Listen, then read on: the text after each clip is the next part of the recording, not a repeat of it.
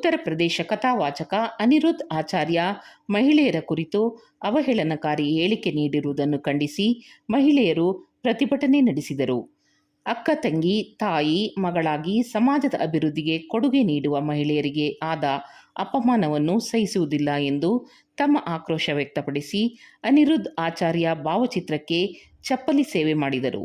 ಪ್ರತಿಭಟನೆಯಲ್ಲಿ ಮಮತಾ ಅಗರ್ವಾಲ್, ಸ್ನೇಹಾ ಅಗರ್ವಾಲ್, ಪ್ರಿಯಾಂಕಾ ಶ್ರೀವಾಸ್ತವ್, ಮಧು ಶರ್ಮಾ, ರಮ್ಯಾ ಶರ್ಮಾ ಜ್ಯೋತಿಕಾ, ಸಂಗೀತಾ ಸೇರಿದಂತೆ ಮತ್ತಿತರ ಮಹಿಳೆಯರು ಭಾಗವಹಿಸಿದ್ದರು.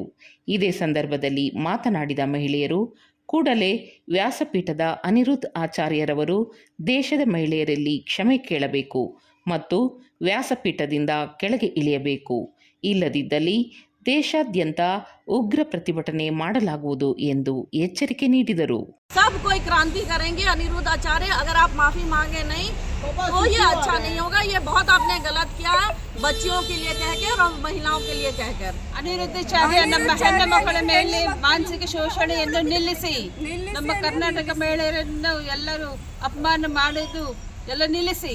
Sitting on the Vyaspeeth and talking rubbish about women, we do not like that. We want him to apologize immediately and get down off the Vyas Gaddi. He does not deserve it. माफी मांगो, माफी मांगो, अनिरुद्ध आचार्य माफी मांगो, माफी मांगो, अनिरुद्ध आचार्य माफी मांगो, माफी मांगो। व्यासपीठ छोड़ो, अनिरुद्ध आचार्य व्यासपीठ छोड़ो, अनिरुद्ध आचार्य व्यासपीठ छोड़ो। उसको बंद करो, बंद करो, बंद करो।